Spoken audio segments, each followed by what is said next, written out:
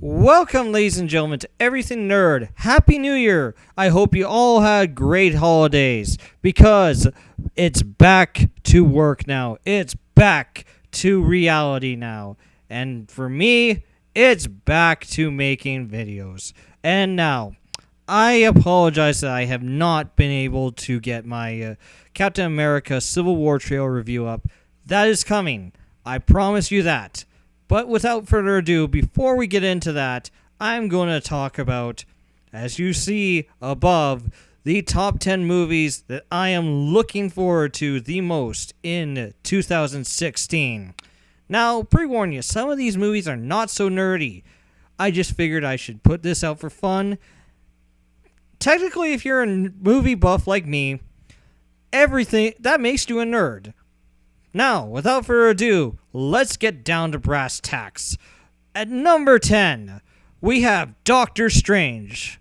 Now, I'm not really a fan of Doctor Strange. Never have been. I am interested, though, in the movie because it's part of the Marvel Cinematic Universe. Now, Benedict Cumberbatch, I think he'll be a great addition to it. I'm looking forward to the fact that they have Baron Mordo in it because I actually like Baron Mordo as a villain. I don't really have much to say about that one. The next one, Finding Dory. I am really looking forward to this. Finding Nemo was one of my favorite Pixar movies. I enjoyed it, and it sucks that it took this long for them to have a sequel to it. But I'm looking forward to it. It's about friggin' time. Right after that, number 8. Rogue One. I am really looking forward to this just for the sole purpose that it's Star Wars. Now, am I like super crazy about it? Not really. And the reason why is just because it's a spin-off. It's not exactly in the Star Wars trilogies. Yes, it's like a prequel to, episode 1 and stuff like that. And it's a spin-off. Which, I have to be honest, I'm not really a big fan of spin-offs for the most part. With the exception of, Angel and Flash and stuff like that. But, when it comes to TV series, movies, not so much. I really didn't care for Elektra as much as I liked, say, other spin-offs. Basically, the way I put it is, television series, I like the spin-offs of television series. I'm not big when they do it with movies. I don't know why. But I'm going to give this a chance no matter what. Just because it's got the Star Wars name attached to it.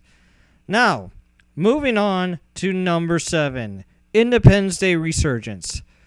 Yes, this movie's in the top 10. And there's only one reason it's in the top 10.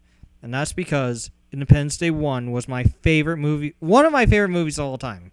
Not my favorite. One of my favorite movies of all time. It still is to this day. But it's not, this isn't wowing me, but I'm still looking forward to it just because it's a sequel to Independence Day. And being the fact that Independence Day is one of my favorite movies of all time, it looks really good. Now, after that, oh god, I'm going to get a lot of flack for this one. Teenage Mutant Ninja Turtles number 2. Now, before you give me flack, the first one, it was not terrible, but it wasn't that great either. Now, the only reason this is on my list, and this is the only reason it's high, is because it looks like they corrected all the mistakes of the first one. And it looks like they've actually tried to do that. And, addressed all the mistakes. Like, the turtles don't look as bad.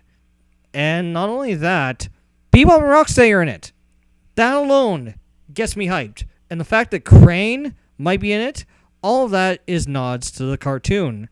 And so that actually alone has got me hyped. But I gotta remember, it's a Michael Bay movie, so there's a potential it's probably gonna suck still. But Michael Bay can make a good movie. It's rare, but it can happen. But moving on. Now, after that, we have X-Men Apocalypse. I have always wanted to have Apocalypse in the movies. And we finally get him. Yes, he looks like crap, but so what? it still looks like it will be good.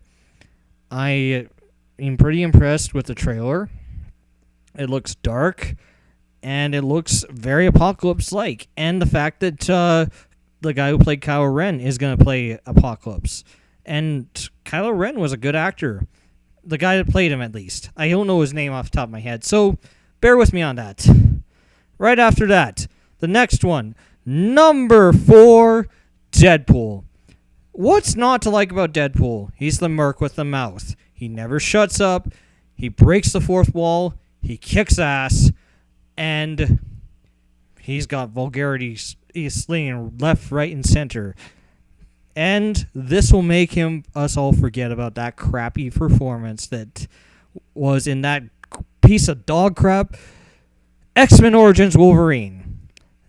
And now we'll actually get the proper Deadpool we all deserve. Now, number 3, and people are probably going to be surprised this is only at number 3 and not number 2 or 1. Suicide Squad. Now, I love the Suicide Squad. Always did. And I love the Suicide Squad comics. I am so happy that they've got a movie of it coming out. I love how Margot Robbie looks. Well, who can't? She's freaking hot as hell. And I think she's going to do awesome as Harley Quinn. Will Smith is Deadshot. That's going to be awesome because he's just like Deadshot.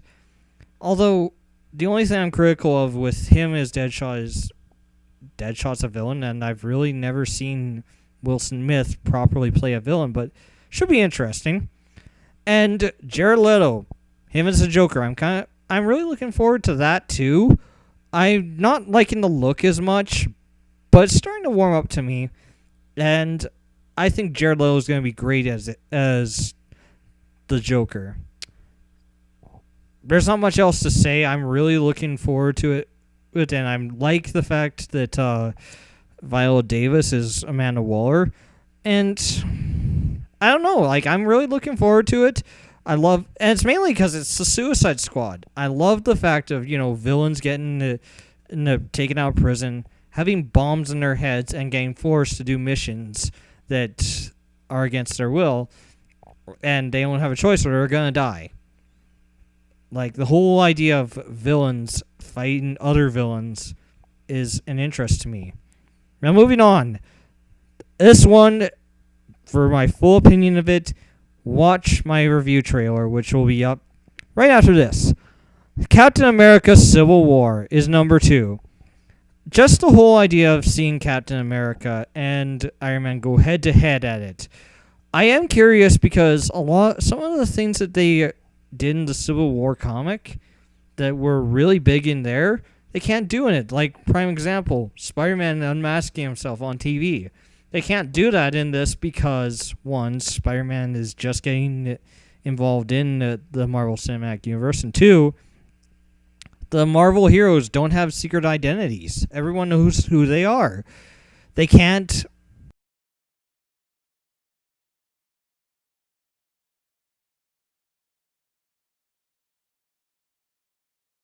it. I don't have a lot of complaints about it. Now, this next one, the very last one, number 1, this is not a surprise to anyone or shouldn't be. It's Batman vs. Superman. As you know, I am Blaze the Crazy Batman Fanatic. Hence, Blaze the Crazy Batman Fanatic. Yeah. Blaze the Crazy Batman Fanatic. I love Batman. I love Superman. They are, DC's 2 greatest heroes going head-to-head. And this is a nerd's dream for anyone who is a Batman or a Superman fanatic. Now, do I think that they've revealed too much? Absolutely. Only in the Batman versus Superman trailer with Doomsday. That was the only one I felt that they revealed too much in.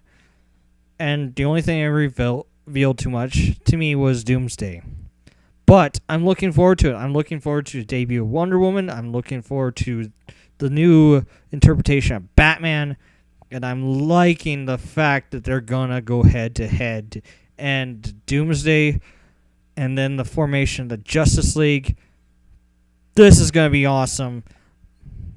But unfortunately, that's all time we have for now, folks. I am Blaze, the crazy Batman fanatic. Stay tuned. I hope you enjoy your holidays. I am signing off. Goodbye, ladies and gentlemen.